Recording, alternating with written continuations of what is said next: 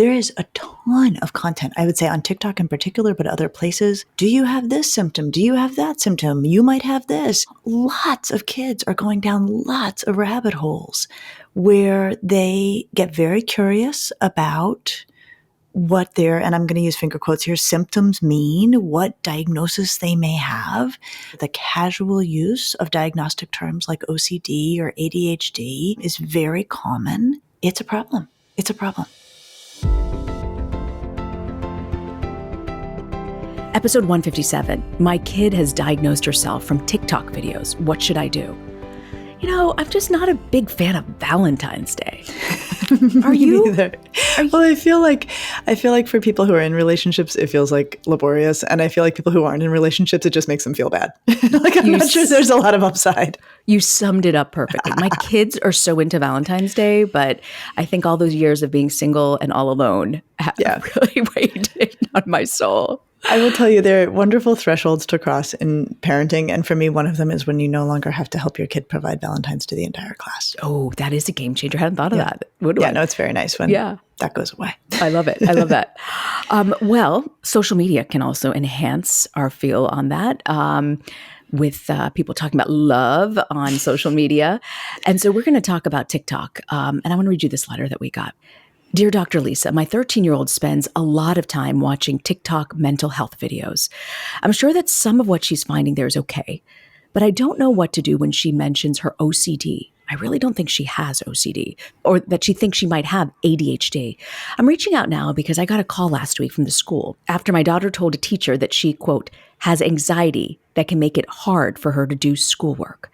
Her teachers are wondering if there's something more they should know or do.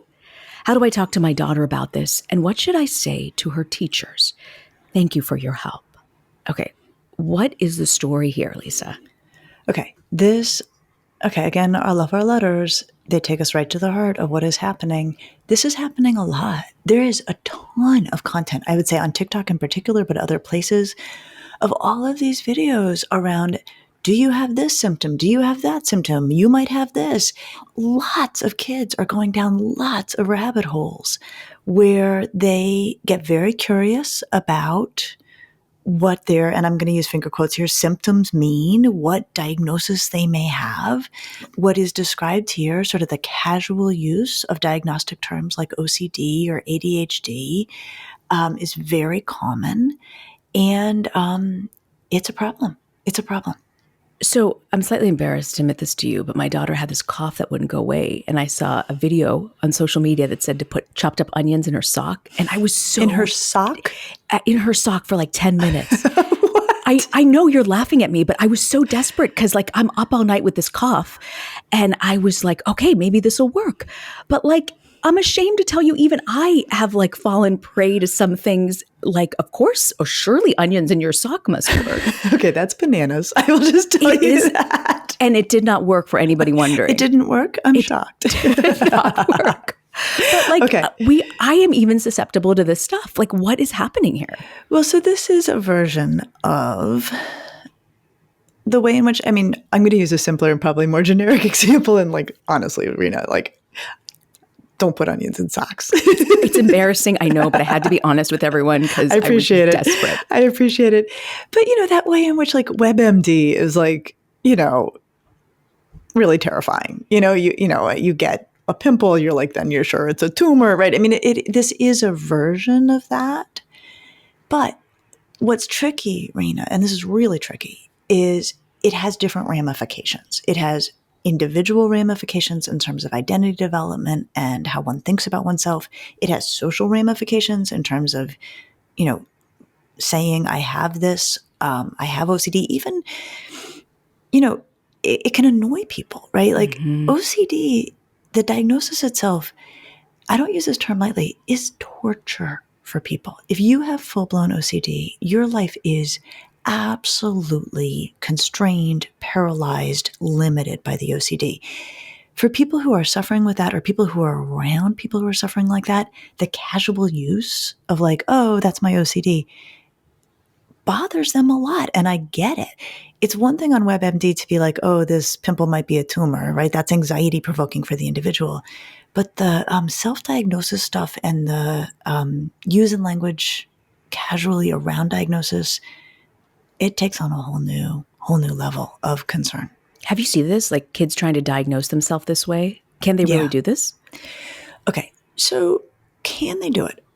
I am not going to say that there is not a kid who hasn't gotten it right, where they are being underdiagnosed, somebody's missing the diagnosis. Maybe let's focus on ADHD, which this kid sometimes wonders if she has. There can be kids who are struggling and it is getting overlooked, and they get onto TikTok and maybe hopefully a wiser side of TikTok, and they line up a whole bunch of symptoms and they're like, this is really me. I'm not saying a kid can never be right about that. Mm-hmm. Here's the challenge. Okay, so have you heard of medical school syndrome? No. Okay, so this is something that happens in medical school. Is that as you start as a medical student, and I'm not a physician, but there's an equivalent in psychology, you suddenly decide you have all the diseases being discussed, like everything being discussed. Wow. You're sure you have it. And the reason is you can have, like, if you have the sniffles and then you learn about, like, some horrible RSV, you're like, I have the sniffles, RSV has sniffles, I must have RSV, right? There's this easy jump from having one symptom or a very low grade version of a symptom to thinking you have the diagnosis. Why is that? Why do we do that? Because we're terrified, because we're anxious. I don't know. But like the equivalent is in college teaching, which I did for a long time. The class on our pathologies is called abnormal psychology. I taught this for a long time. I co-authored a textbook in this, right? Like, this is my favorite part of the field. And so one of the things we warn students about in abnormal psychology is you do not have all of these diagnoses, because they open up the chapter on like personality disorders. Yeah. And then they read about narcissism, and they were like, well, sometimes I can be a little bit low in empathy or a little bit grandiose. Does that mean I have narcissistic personality disorder? And what we say to the students in abnormal psychology is one symptom does not make a diagnosis. And symptoms occur on a continuum, right? So if we look at like depression and the diagnosis of depression, one of the symptoms of depression is low motivation or loss of focus. Okay, Rena, that's me, like, I was just going to almost say, every day. Totally. We Every all day. feel that loss of focus. Exactly. And so there's a real hazard if you don't appreciate that it's got to be part of a continuum. If you don't appreciate that we're looking for whole clusters of symptom, not a single symptom.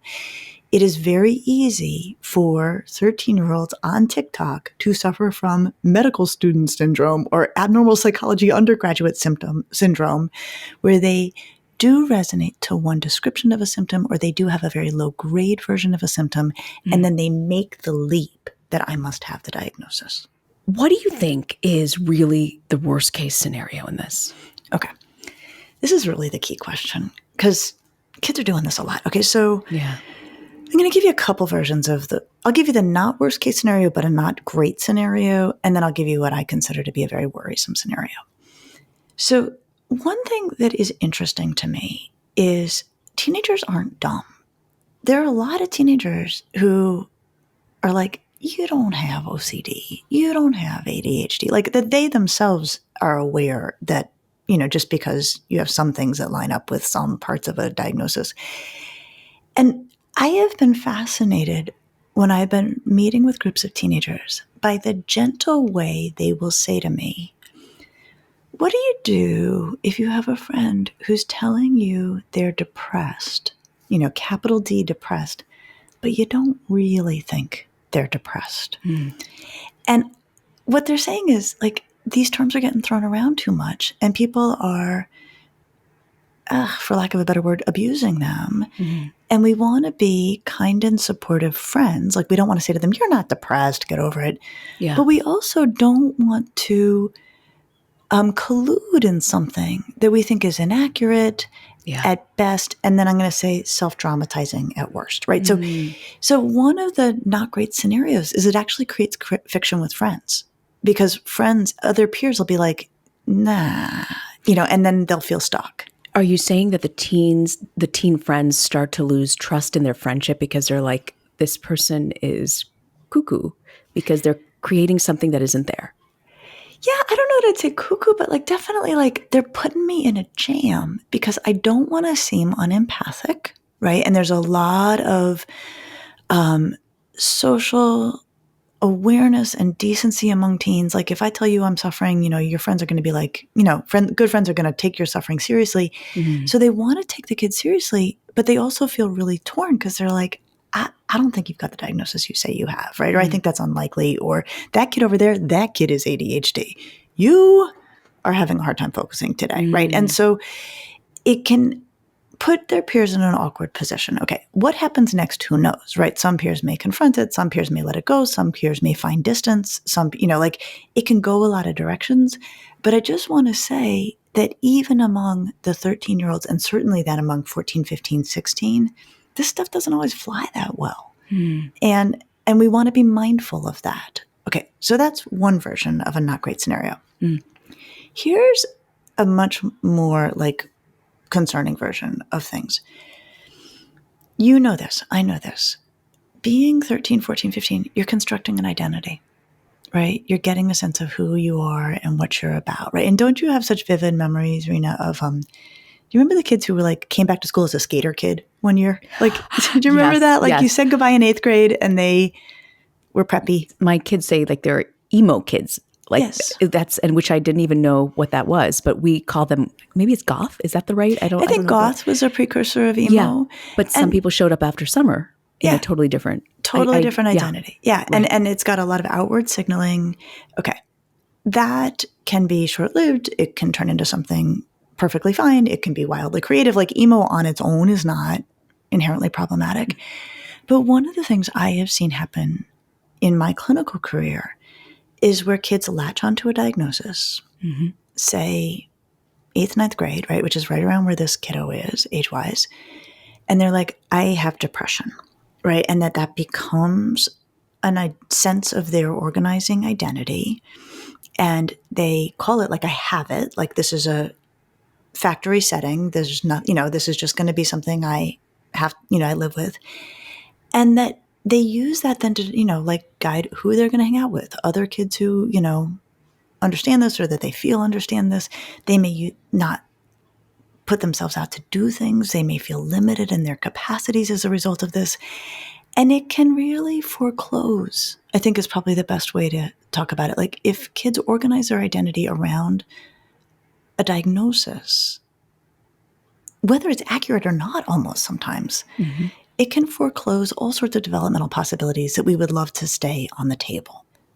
So that would be, for me, more concerning. And you hear a tinge of that in this letter where the kid has said to the teacher, there's stuff I can't do because I have anxiety. I have anxiety. And so this kid is already pulling herself out of things in the name of this diagnosis, which may not even be an accurate diagnosis. What do you think the parent should say to the child at this point? Well, okay, so let's pull it back a little bit and just think about the background information I would want any adult in this situation to have.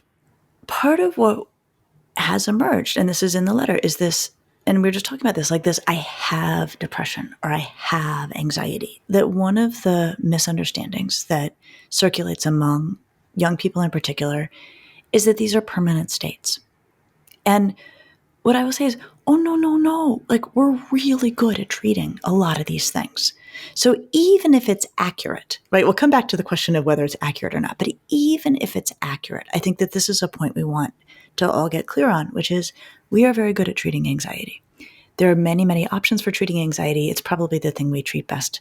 So it doesn't mean you'll never feel anxious again. Anxious feelings are part of life.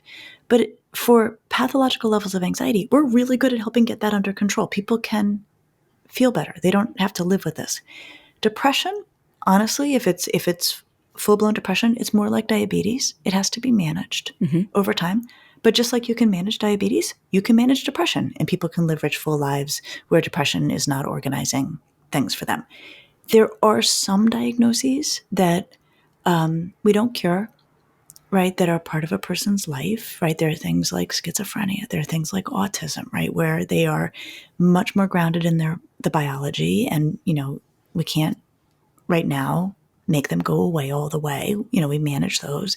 But most of what kids show up with, ADHD, OCD, when they do have it, depression, anxiety, we can treat it. It doesn't have to become something that the kid feels is a forever thing. Yeah. Okay, so then to the question of what the parent should say, I think with that awareness in mind, I think that when the kid is throwing around terms, OCD, ADHD, my anxiety, teenagers love to learn about mental health. This is what I have found. And so when kids do this in my presence, which they do, I will say, talk to me about what makes you think you have OCD, or say more about the OCD. And then they'll be like, I like to organize my desk and I don't like leaving my room till it's organized. Mm-hmm. And I will say, okay, so you really like things organized and you can feel anxious when things are not organized. Let me tell you a little bit more about OCD. And a parent could look this up. Here's what the diagnosis of OCD involves. And if you look up the full-blown diagnoses, you will see how harrowing it is. So then you can say, good news, kid, you do not have OCD. But won't that sort of be, if the kid believes they have it and you're like, no, actually you don't, like, what do you know, mom? You're not a doctor.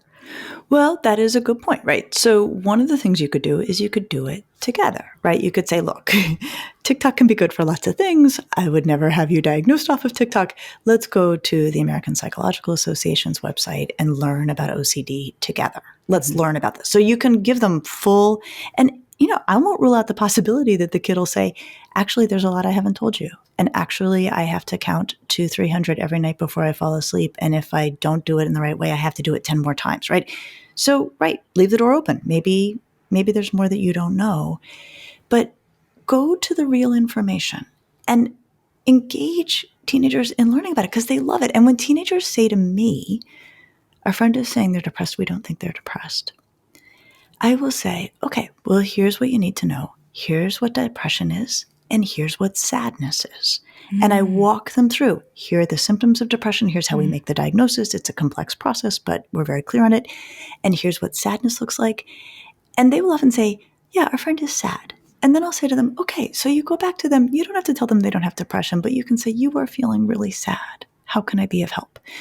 And does that work, Lisa? Do you find that when they go back and say, actually, look at sadness, that helps? Yeah. I don't know. I mean, in some ways, I'm not there for the conversation, but it definitely seems to satisfy the kid I'm talking to because they're like, right, I want to validate what my friend is saying, right? But I don't want to participate in calling it depression when I don't think they're depressed, but I think that other kid might be depressed, right? I mean, I think that there's sort of a defense of the kids who really may be suffering with those particular disorders that also comes up. What do you do about the teachers, right? Because if the student is telling the teacher, and if I'm that teacher, I'm concerned about, teachers are really great with students and they're concerned and like, I just want to help out. Like, what do I need to know? And how do you explain, we don't really think she has this? I really love that this parent wrote to us, right? Because this is a bit of a jam, right? And again, the kid has showed up and said, hi, I have anxiety. And of course, a good teacher is going to think, all right, if you have a diagnosis I need to know about and that I need to accommodate, like, I'm here to help. Teacher did exactly the right thing to be like, hi, I have this information. So I think the first thing I would do is I would sit with the child and say, listen, I got a call from your teacher, and your teacher said this. And I would find out more about the context in which this went down. And then again, and so I love how we think it all through together. If you could entertain the possibility that this kid has an anxiety disorder. So you say, okay, talk to me about why you feel you have anxiety, right? And using the kid's language. Let's go look it up. And then you go look up. A lot of diagnosing, Rena, is ruling out. We rule out things. So you would want to rule out that the kid has an anxiety disorder. And here's how you rule it out.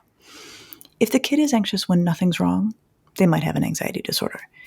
If the kid is anxious way out of proportion to what's wrong, right, that they were anxious about a test and they had a full-blown panic attack, they may have an anxiety disorder. But if the kid is anxious because something's amiss, the anxiety is, corresponds to a problem in the world or, a worry inside, and the anxiety is proportional to it, that's healthy anxiety. And a lot of kids don't know about healthy anxiety. So there could be some really loving teaching, like, okay, so let's rule out that you have an anxiety disorder. And if you can say, okay, my hunch is that you have healthy anxiety. That is there to help you get back on track, stay on track. And then I think you say to the kid, what do you want to do with the teachers? Because the teachers need to know that it's healthy anxiety that is sometimes a barrier for you. And I can work with you on how to get past it. Your teachers can work with you on how to get past it. I never thought about mentioning healthy anxiety and how that could get them to rethink. It's a lot of rethinking is what it seems like. Like it's been presented to them, but you're like, if it's depression, look at sadness, Yes. It's really interesting.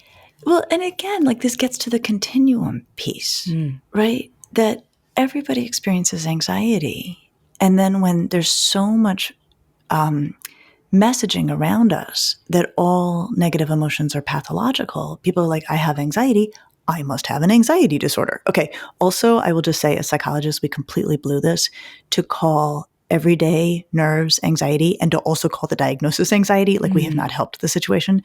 So I will sometimes, when talking with kids, say, like, it sounds like you've got some nerves about this, as a way to actually create a linguistic distinction between anxiety disorders and, having a healthy, kind of activated response when something's not quite right. Makes sense.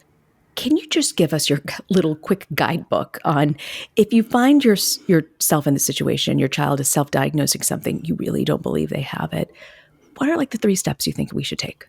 I think step number 1 is ask the kid more about it, right? You're using that term. Tell me where that's coming from, right? What makes you think that, right? Really get them laying it all out. And again, like as we're talking it through, like there may be more you don't know. Like you don't want to necessarily shoot this down just because it, is sort of a trendy thing right now. Chances are, though, as soon as you start to get more information, you're going to have more clarity. And I will tell you, even Rena, on this step number 1, there's stuff circulating on TikTok, like diagnostic names were like, I'm like, that's not even a thing. Like, that's not a thing. Like, that's not even like, that is a completely invented, like no psychologist has ever. I mean, so there's some pretty out there stuff. So get the kid talking, see what you can find out.